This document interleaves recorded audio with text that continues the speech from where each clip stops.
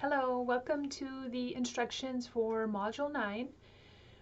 Module 9 will be covering Chapter 8 of your textbook, which is the chapter that focuses on social influence and persuasion. First, let's take a moment to talk about the assignments for this module. Don't forget that you need to carefully review the PowerPoints and thoroughly read the chapter associated with this module. You'll be completing the usual discussion boards and peer responses and your Module 9 quiz. Located within this module is also a Unit 3 video.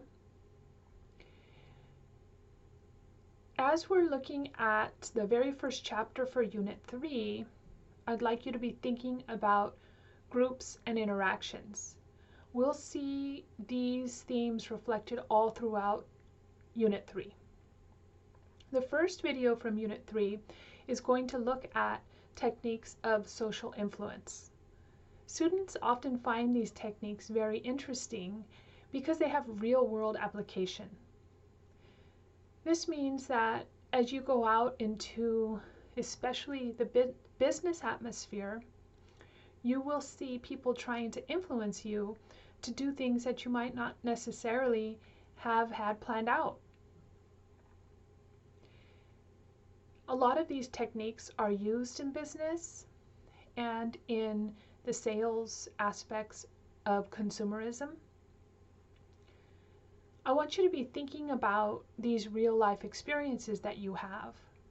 Maybe you have an experience where you go to purchase something that you don't necessarily want to purchase, and you find yourself later having that object and wondering why you behave that way.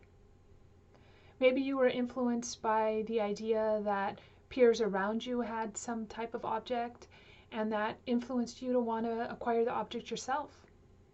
Sometimes we're in these situations where we don't want something, but just because we think that we might not be able to get it later, we jump on that opportunity. We call that scarcity. Look out for it.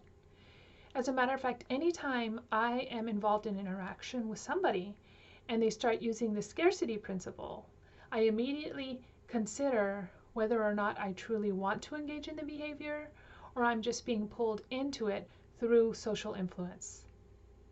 In some situations, social influence can have negative impacts, meaning we purchase things or engage in commitments that we don't necessarily want to. We also want to consider the positive aspects of social influence. This means we might be encouraged to engage in behavior that benefits us just because others around us are also doing that.